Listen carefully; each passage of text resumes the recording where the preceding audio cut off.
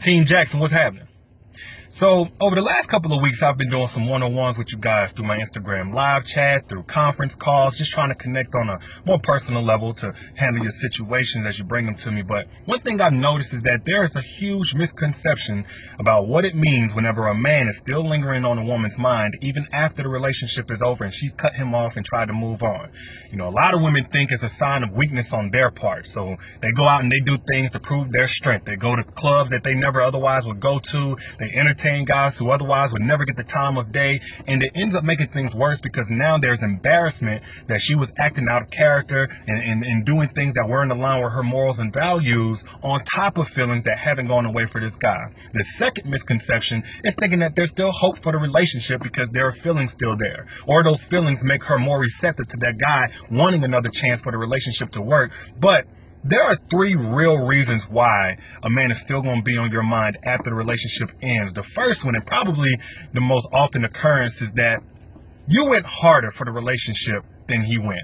Your hopes were higher, you invested yourself more, you showed your love, you displayed your love more, you just went harder, and when it's that real, it doesn't fade away easily. That's just one of the risks that comes with going all in. It's like if you're in a car and you're going as hard as you can go, as fast as you can go, it's going to be harder to come to a complete stop than the person next to you that was just coasting or just barely tapped the pedal, barely tapped the gas. That's why you don't go all in until after a man has proven himself. And even then, there's still a risk. But there's value in understanding that, yes, I miss him, but I'm still better than what he has to offer. I still deserve more than what he currently has to bring to the table. You know, that's acknowledging that, yes, you do have feelings for that man in a noun tense. You do have love for him in a noun tense, but he doesn't deserve your love in a verb tense. And as long as you understand that, you're going to eventually starve that love that you have for him in a noun tense until it no longer has power over you.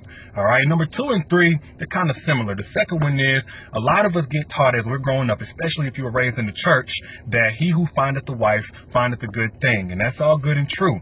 But it's not going to make sense whenever you bring what you know are wife qualities in you, wife material in you. You have all the qualifications, you know, based on what you see other women getting married. You know that you are wife material, and this man didn't treat it as if he had found a good thing. So now you're going to be wondering if you really are as wife material as you thought.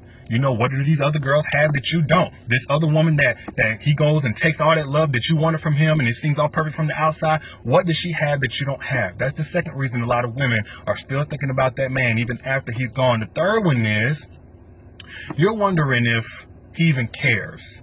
Like, as a human being, you know, he got all this love poured onto him. You did everything that you can. Does he even care that he hurt you the way that he hurt you?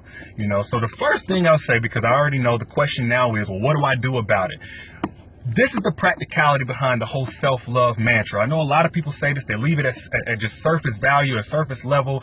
The practicality is where your focus goes, your energy flows. So you want to redirect all that focus that you were putting into him, all that energy that's still flowing to him, back into yourself. A lot of people think it's desperate, it's whack, it's lame to take yourself out on dates, go for a drink, go for a spa date, get a massage, go rock climbing, travel with your girls, do whatever you got to do, stack up your chips, get snatched in the gym, upgrade yourself.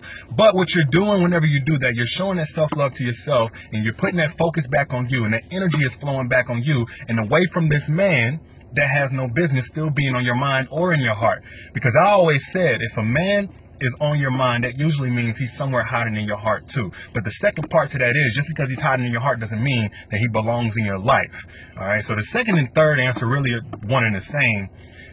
In life, you have to give yourself closure sometimes. You can't depend on everybody else to tie up those loose ends and close those doors that they left open. It's the same way that we got to accept apologies that we never got. Sometimes you got to give yourself closure where somebody else left that part of your heart open. That's the harsh, unsexy truth about life. That's a part of being an adult. So if that man is still on your mind, he's lingering in your heart, don't think or interpret that as he still deserves to be in your life.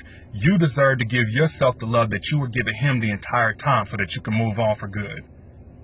So y'all let me know what you think in the comments. I'll holler at y'all later. Peace.